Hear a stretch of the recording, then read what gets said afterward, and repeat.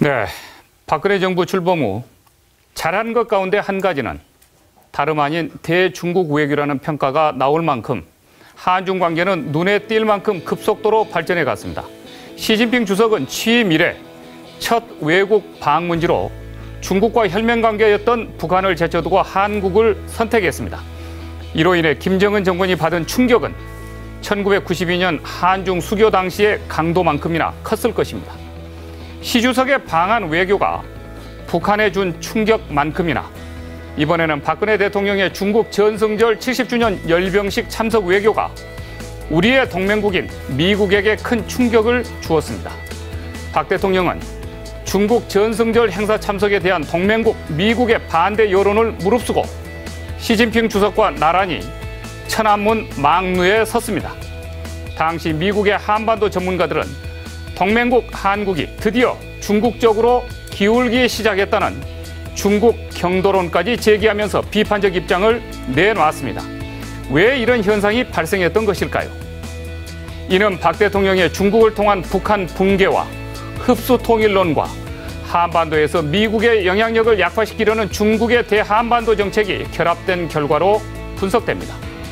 특히 통일은 대박이다라는 화두를 던져서 통일 대세론을 형성했던 박 대통령은 통일 외교론에 집착하면서 중국 역할론에 무게를 두었습니다. 바로 이 점에서 박 대통령의 대중 외교는 중국의 대북한 정책의 본질을 제대로 간파하지 못한 것으로 보입니다. 중국 대북 정책의 핵심은 어떤 경우에든 북한의 붕괴를 막고 북한을 안정화시키는 것이었습니다. 바로 여기가 중국의 대북 정책과 중국을 지렛대로 한 우리의 대북 정책이 충돌되는 지점입니다.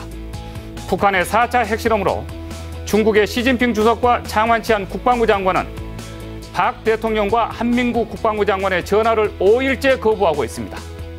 이는 한중 정상 외교가 얼마나 허약한 수사 외교였고 북한 문제에 대한 중국의 속내가 어떤 것인지를 유감없이 보여주고 있는 대목입니다. 북한의 4차 핵실험으로 최대의 피해를 본 나라는 역시 중국입니다.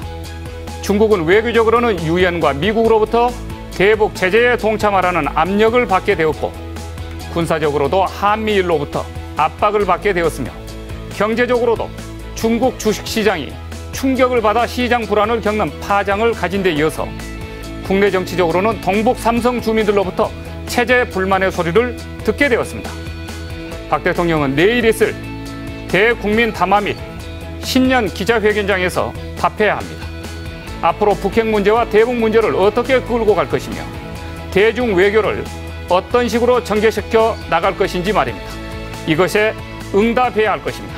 장성민의 시사탱크, 저는 내일 이 시간에 다시 찾아뵙겠습니다. 시청해 주신 여러분 대단히 고맙습니다. 저희들도 열심히 공부해서 다시 만나겠습니다. 감사합니다.